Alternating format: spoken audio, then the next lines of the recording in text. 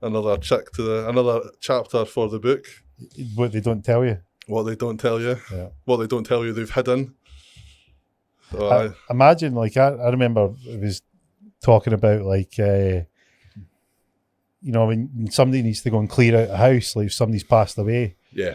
Like some of the things that you find. I know because I've bought houses and you go and there's stuff in the loft and, you know, there's a VHS up the loft that says FIFA fucking like Farm. Scottish Cup 96 and you're like, no, it's not. no danger. It's not. But and it's a blank fucking no labelled there's VHS. There's 28 VHSs and they're all in the same match. Yeah. Nah, no danger. And I went to a property and there was a really I remember buying it and I thought that's fucking a weird, fucking, you know, like if you were mountaineering, it was fucking strange looking hook. And there were just wee things that were starting to come around the house, Mikey. Like just hanging from the roof. But it was like a random spot. Like you thought, what the fuck would you hang for there? Is it in a corner? Because it could be one of those hanging roof chairs. No, front and centre. Oh, is it? Mm-hmm. Okay. And then it was weird things like all the doors had mortise locks on them.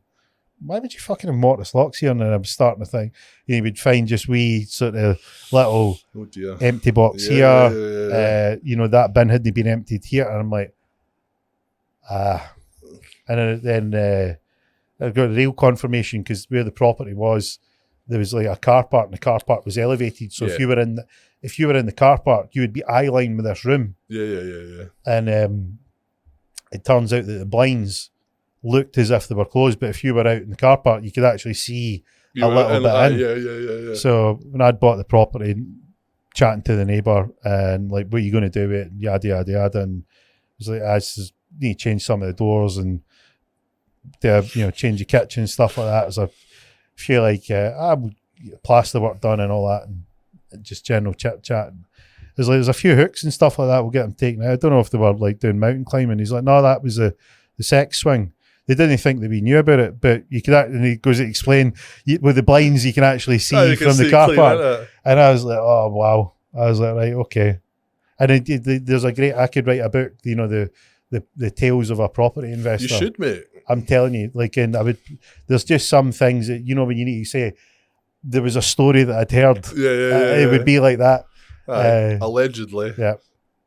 Once upon a time in a land far, far away. I like it when you've got all the sort of like in the old like Glasgow heavies chatting, kind of like Paul Ferris and such like, and everything starts with allegedly. I think it's fucking brilliant. Well, allegedly we did this, and I'm like, that's fucking class. Aye. Which means we did this. we understand the line of questioning that we may be asked, and we've been in this situation often enough. We need to use this word. It's class. I fucking love it. Immediately when someone says allegedly, I'm like, deadly. This is going to be a good story.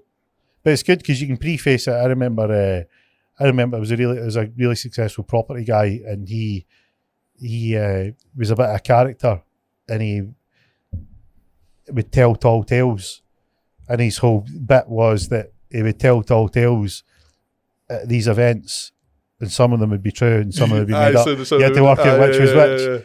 And that would get all sorts of chat going on. That's quite a good tactic. A really, really good tactic.